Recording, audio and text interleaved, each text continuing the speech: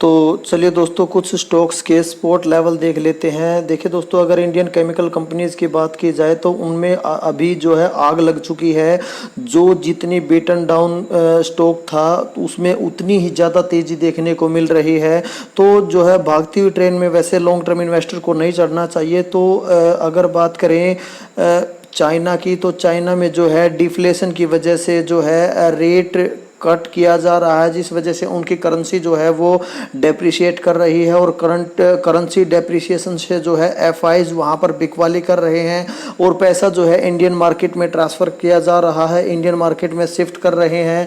क्योंकि और वैसे भी दोस्तों अगर इकोनॉमिक प्रॉब्लम चल रही है तो कहीं ना कहीं जो है चाइना की जो केमिकल कंपनीज हैं तो वो भी सफ़र कर सकती हैं। तो जो है इंडिया को जो है चाइना की केमिकल कंपनीज की रिप्लेसमेंट माना जा रहा है। तो उस पर्सपेक्टिव से जो है इंडियन केमिकल कंपनीज में ज़्यादा जो है बाइंग अभी देखने को मिल रही है। क्योंकि जो है वो जो केमिकल की डिमांड है यूएसए एंड यूरोप की, वो इंडियन केमिकल कंपनीज जो है पूरा कर सकती हैं, वो सब्स्टिट्यूट बन सकती हैं चाइनीज़ केमिकल कंपनीज का। तो इसी वजह से इंडियन केमिकल कंपनीज में काफ़ी अच्छी तेज़ी दिखाई दे रही है। तो अगर केमिकल कंपनीज में बात करें तो पहले इन्वेस्टमेंट का मौका था जब वो काफ़ी टूटे हुए थे। अब मेरे हिसाब से तो वहाँ हाँ कुछ कंपनीज में है, तो चलो देख लेंगे वो यहाँ पर।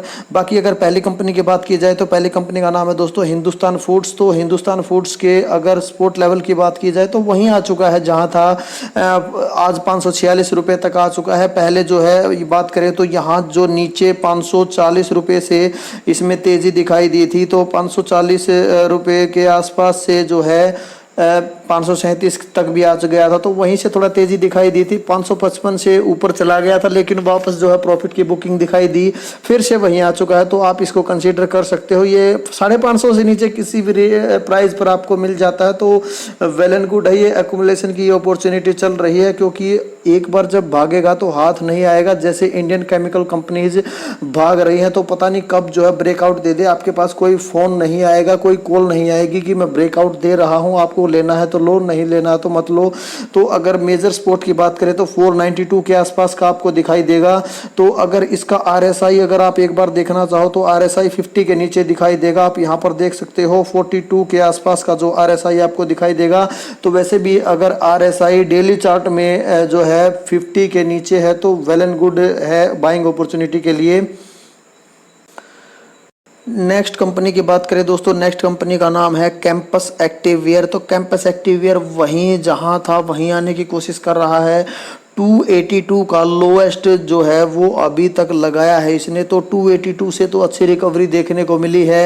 321 रुपये 322 रुपये पर जाकर जो है इसने रेजिस्टेंस फेस किया था। तो उसके बाद जो है आप देख सकते हो यहाँ पर, तो उसके बाद फिर से बिकवाली दिखाई दी और फिर से जो है यहाँ पर नीचे दिखाई दे। तो देखिए दोस्तों, फेस्टिव सीजन से पहले आप इसको एक्यूमुलेशन की रेंज मान सकते हो। मैंने आपको sales growth, profit growth company की दिखाई है। दिसंबर का जो क्वार्टर है वो इस कंपनी का काफ़ी अच्छा जाता है। तो हो सकता है कि फेस्टिवल सीजन के बाद जो आपको ये प्राइस शायद ना मिले, तो आपको जितनी भी वेटेज देनी है थोड़ा थोड़ा करके आप अभी अपने जो है वेटेज इसमें धीरे धीरे बढ़ाते रहें, क्योंकि ये एक फास्टेस्ट ग्रोइंग फुटवेयर कंपनी है। अगर वैल्यू सेगमेंट में बात की जाए तो फास्टेस्ट ग्रोइंग फुटवेयर कंपनी इसको आप कह सकते हो। तो बाकी ठीक है, आप अपनी रिसर्च के हिसाब से ही काम करें।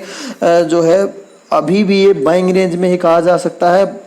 हालांकि जो है मिड कैप स्मॉल कैप में काफ़ी ज़बरदस्त रैली पिछले कुछ दिनों में दिखाई दे रही है, लेकिन फिर भी अगर इन स्टॉक्स की बात की जाए, हिंदुस्तान फूड्स, कैंपस एक्टिववेयर, इस तरह के स्मॉल कैप स्टॉक्स में जो है वो रैली अभी तक नहीं आई है। तो आप अभी भी इनको कंसीडर कर सकते हो। और हाँ दोस्तों, कैंपस एक्टिववेयर के बारे में एक बात और बताना चाहूँगा। कंपनी दोस्तों उस सेगमेंट पर ज़्यादा फोकस कर रही है जहां से कंपनी ज़्यादा रेवेन्यू जनरेट कर पा रही है। तो मैंने आपको एक वीडियो में बताया था, तो इसके 1500 रुपये से ऊपर के जो जूते या शूज़ बोल सकते हो आप, तो उनमें जो है कंपनी अच्छा परफॉर्म कर पा रही है। अगर उनको प्रीमियम सेगमेंट आप बोल सकते हो।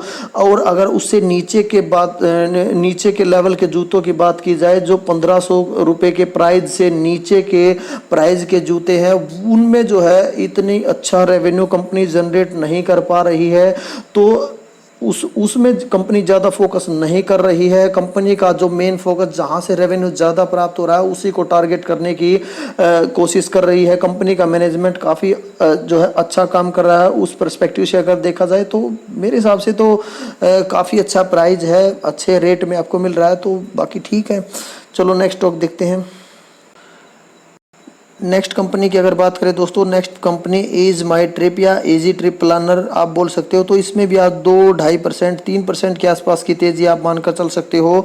तो अगर इसकी बात की जाए तो 37 रुपीज़ तक नीचे चला गया था, उसके बाद काफ़ी अच्छी रिकवरी देखने को मिली है और अभी जो है अभी ये 41 के आसपास पहुंच चुका है। तो ऊपर जाकर फिर रेजिस्टेंस के लेवल ही बन जाते हैं ये इसके, जो है जैसे जैसे ऊपर जाएगा फिर नेक्स्ट जो रेजिस्टेंस है वो 44 के आसपास आपको दिखाई देगा। तो अगर स्टॉक को ऊपर जाना है तो इन सारे रेजिस्टेंस को जो है तोड़कर ही ऊपर जाना होगा। तो यहाँ पर भी थोड़ा सा प्रॉब्लम चल रही है। कंपनी जो है, कंपनी की सेल्स तो अच्छी बढ़ रही है लेकिन डिस्काउंट्स ज़्यादा देने की वजह से जो है कंपनी के प्रॉफिट्स के मार्जिन टूट चुके हैं। तो कंपनी मार्केट शेयर गेन करने के लिए ज़्यादा से ज़्यादा डिस्काउंट दे रही है। तो लॉन्ग टर्म के लिए तो अच्छा काम कर रही है कंपनी, लेकिन नियर टर्म में आपको जो है यहाँ पर प्रेशर दिखाई दे सकता है। तो अभी तो शायद जो है इसके भागने की उम्मीद ज़्यादा नहीं है। तो धीरे धीरे आप अकुमुलेट कर सकते हो, लेकिन इसको एक थीमेटिक कंपनी आप मानकर चल सकते हो। हिंदुस्तान फूड एसेंशियल आइटम से बिलोंग करती है, कैंपस एक्टिवेयर एसेंशियल आइटम से बिलोंग करती है, लेकिन ये एक थीमेटिक कंपनी है तो इसको आप पोर्टफोलियो में जगह दे भी सकते हो या नहीं भी, तो ऑप्शनल है। लेकिन हिंदुस्तान फूड और कैंपस एक्टिवेयर मेरे हिसाब से आपके पोर्टफोलियो में ज़रूर होने चाहिए। तो अभी भी बाइंग रेंज में कहा जा सकता है, 44 से नीचे जब तक है तो मेरे हिसाब से तो बाइंग रेंज में ही कहा जा सकता है। तो नेक्स्ट कंपनी की बात की जाए दोस्तों, विनाती ऑर्गेनिक्स। तो विनाती ऑर्गेनिक्स भी धीरे धीरे जो है केमिकल स्टॉक में आई रैली में पार्टिसिपेट करने की कोशिश कर रहा है, लेकिन ज़्यादा नहीं कर पा रहा है। तो अभी ये जो है 1850 तक चला गया था। अगर आज की बात की जाए तो 1850 से भी थोड़ा ऊपर चला गया था, रेजिस्टेंस लेवल के आसपास ही पहुंच गया था। अपने 1860 के आसपास का रेजिस्टेंस आप पीछे देख सकते हो, इसका इसने फेस किया था रेजिस्टेंस इसी लेवल पे। तो वहीं से इसमें थोड़ी बिकवाली देखने को मिली है और 1839 के लेवल के आसपास, 1846 के आसपास क्लोजिंग दी है। तो 1850 से नीचे सही प्राइस कहा जा सकता है। बाकी अगर बात की जाए तो इसका 1700 से लेकर 2200 तक की जो रेंज है उसी रेंज के बीच में फंसा हुआ है। तो अगर ब्रेकआउट देना है तो 2200 से ऊपर जाना पड़ेगा और ब्रेक डाउन देना है तो 1700 से नीचे जाना पड़ेगा। बाकी इसी रेंज में है तो ये एक्यूमुलेशन की रेंज कही जा सकती है। तो अभी भी कुछ खास नहीं भागा है, तो 1850 से नीचे किसी प्राइस पे आप एक्यूमुलेट कर सकते हो इसको। तो लॉन्ग टर्म के लिए काफ़ी अच्छी कंपनी, बिजनेस मैंने आपको रटवा ही रखा है। कंपनी एटीबीएस एंड आईबीबी में ग्लोबली मार्केट लीडर है, not domestically, globally market leader है। 65% का मार्केट शेयर जो है दोनों केमिकल्स में इसी कंपनी के पास है। तो कैंपस एक्टिवेयर का RSI आप देख सकते हो दोस्तों 50 के नीचे है, 45 के आसपास आपको दिखाई देगा। विनाती ऑर्गेनिक्स का भी RSI आप देख सकते हो दोस्तों, विनाती ऑर्गेनिक्स का RSI भी जो है 50 के नीचे और 40 से ऊपर ही दिखाई देगा। तो RSI जब तक 50 के नीचे है तब तक लॉन्ग टर्म इन्वेस्टर के लिए अच्छी अपॉर्चुनिटी कही जा सकती है। नेक्स्ट कंपनी का नाम है दोस्तों KPI ग्रीन। पिछले वीडियो में भी मैंने इसको कवर किया था, इसलिए यहाँ पर ज़्यादा टाइम नहीं लूँगा। तो 61 के आसपास का RSI आपको दिखाई देगा। तो RSI के हिसाब से तो बिल्कुल भी बाइंग लेवल नहीं है, बिल्कुल। अगर वैसे भी देखो तो वैसे भी जो है बाइंग रेंज में नहीं कहा जा सकता। मात्र 6% के आसपास का ही डिस्काउंट इसमें अवेलेबल है, ऑल टाइम हाई से। तो अगर आपको ये मिल जाता है, मैंने आपको उस वीडियो में बताया था 750 के आसपास, तो आप लमसम कर सकते हो इसमें। लेकिन अगर अभी आपको बाई करना ही है, आपको कंपनी पसंद है, तो आप 1-2 स्टॉक लेकर अपने पोर्टफोलियो में रख सकते हो ताकि इसको घूरने में आसानी रहे, इसको ट्रैक करने में आसानी रहे। क्योंकि एक बार 1-2 स्टॉक से पोर्टफोलियो आपके पोर्टफोलियो में स्टॉक आ जाता है तो उस पर आपकी नज़र बनी रहती है। तो उससे पर्सपेक्टिव से आप 1-2 स्टॉक लेकर अभी रख सकते हो, और गिरता है तो फिर बाई ऑन डिप कर सकते हो। बाकी ठीक है, आप अपने हिसाब से ये काम करें। तो सिरका पेंट्स में भी दोस्तों यही हालत है, केपीआई ग्रीन की तरह ही इसमें भी मात्र 6% के आसपास का डिस्काउंट अवेलेबल है ऑल टाइम हाई से। तो इसमें भी आप वही काम कर सकते हो, एक दो स्टॉक लेकर पोर्टफोलियो में रख सकते हो, और गिरावट होती है तो फिर जो है उसका डबल क्वांटिटी आप बाई कर सकते हो। जैसे अभी एक बाई किया है तो 2 बाई कर सकते हो, फिर 4 बाई कर सकते हो, फिर 8 बाई कर सकते हो। इस तरह से आप जो है जैसे जैसे नीचे गिरता जाता है उस हिसाब से हम बाई ऑन डिप करते जाएं। तो यहाँ भी ज़्यादा इन्वेस्टमेंट की अपॉर्चुनिटी, ये मोमेंटम स्टॉक्स है दोस्तों। वैसे सिरका पेंट्स की बात की जाए तो इसमें वैसे भी 20% से ज़्यादा डिस्काउंट कोई रेयर चांस होता है, नहीं मिलता है। तो 20% पे तो ये लगा लो आपको लमसम ही कर देना अगर 20% का डिस्काउंट अगर मिल जाता है। लेकिन जब तक 20% नहीं मिलता तो आप 5-7% में भी थोड़ा बहुत बाई कर सकते हो, तो कोई खास बात नहीं है।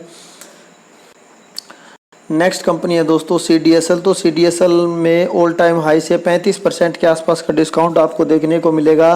तो इस कंपनी को वही कंसीडर करें जो इसकी वोलेटिलिटी को पचा सकते हैं, और अगर बात की जाए तो वही इन्वेस्टर इस पे ध्यान दे जिनका व्यू कम से कम 5 साल या 3 साल का या 5 साल का तो कम से कम होना चाहिए।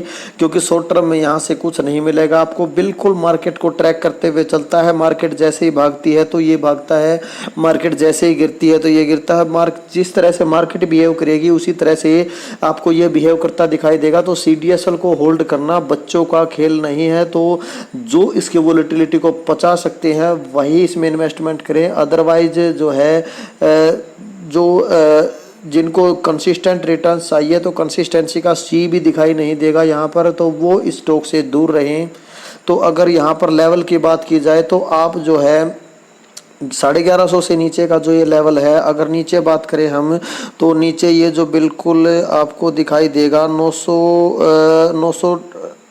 900 रुपये तक चला गया था। 881 882 के आसपास देख सकते हो इसका बॉटम बनाया था इसने यहाँ पर नीचे। तो वहाँ से तो काफ़ी अच्छी रिकवरी इसमें देखने को मिली है। बाकी अभी भी थोड़ा रिकवर होने की कोशिश कर रहा है, ऊपर ही जाने की कोशिश कर रहा है। तो अगर 1100 के आसपास मिल जाता है तो वेल एंड गुड है। लेकिन अभी भी ये जो करंट प्राइस है तो ये भी CMP पे भी बाई किया जा सकता है। तो एक्यूमुलेशन ही चल रहा है। बाकी जो बुल मार्केट आएगा, NSDL का IPO भी आने वाला, तो यहाँ से पैसा शिफ्ट होकर वहाँ भी कुछ ना कुछ जाएगा। जैसे GFS की वजह से अभी बजाज फाइनेंस स्ट्रगल कर रहा है, तो उसी प्रकार जो है NSDL के IPO आने की वजह से जो है ये थोड़ा बहुत आपको स्ट्रगल करता दिखाई दे सकता है। तो नेक्स्ट कंपनी का नाम है दोस्तों ट्यूब इन्वेस्टमेंट ऑफ इंडिया यानी TI इंडिया।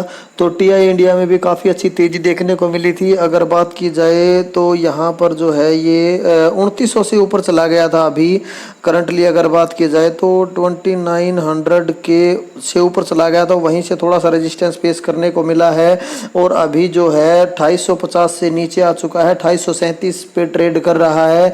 तो अगर आपको ये मिलता है 2800 से नीचे, क्योंकि 2758 तक चला गया था, 2750 नहीं गया था, 2750 का इसका सपोर्ट आपको देखने को मिलेगा।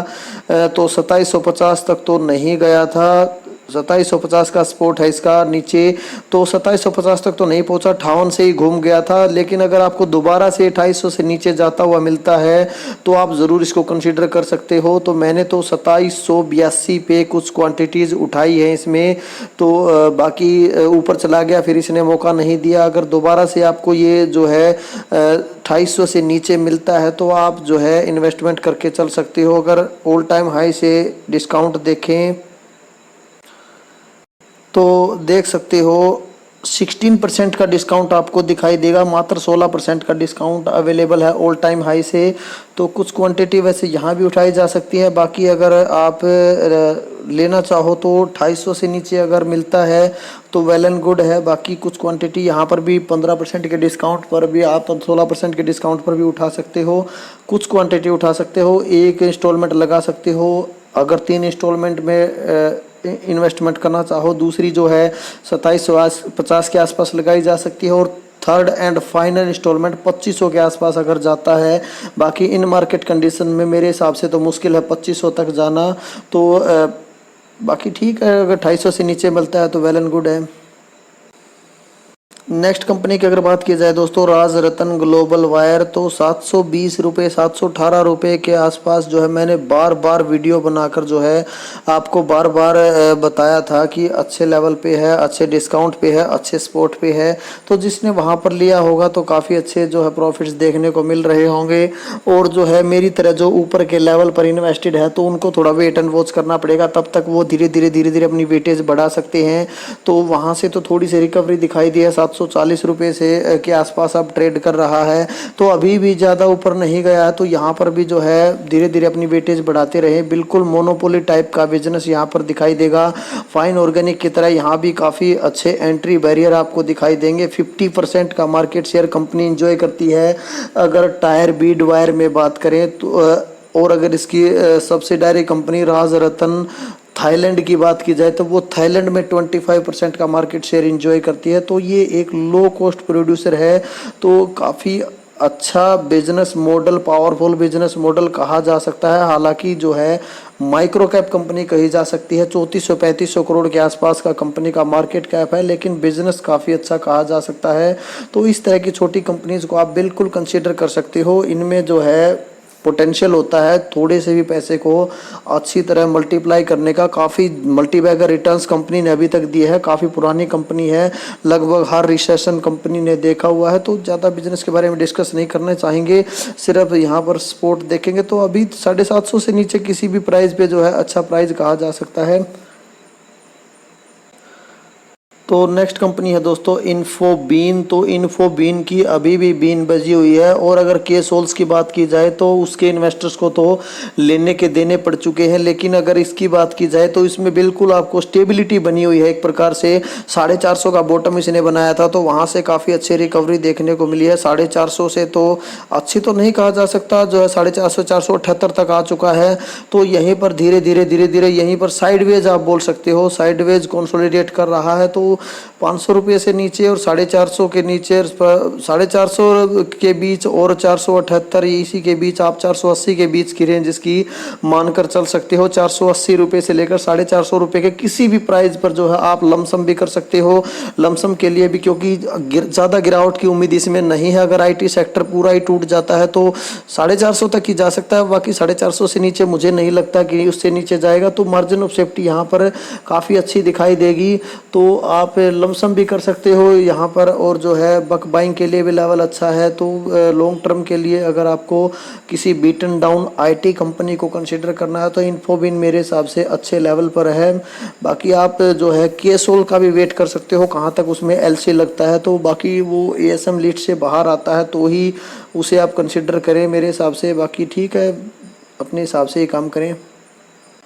और अगर दोस्तों आरएसआई देखना चाहो तो इसका आरएसआई भी जो है 50 के नीचे ही आपको दिखाई देगा। तो मैक्सिमम जो स्टॉक्स हैं दोस्तों हमने यहाँ पर डिस्कस किया, उनका लगभग सभी का आरएसआई जो है 50 के नीचे ही दिखाई देगा। लेकिन सिरका पेंट्स जो है और केपीआई ग्रीन और टीआई इंडिया, तो शायद इनका जो है आरएसआई 50 के नीचे ना दिखाई दे, क्योंकि इनमें डिस्काउंट बहुत कम है। लगातार भागते ही जा रहे हैं, इस वजह से डिस्काउंट ज़्यादा नहीं है। क्योंकि जो है आरएसआई जो है 14 दिन की एवरेज जो गेन और लॉस जो होता है उसकी एवरेज करके आपको बताता है, लास्ट 14 डेज का, ना कि आने वाले 14 डेज का।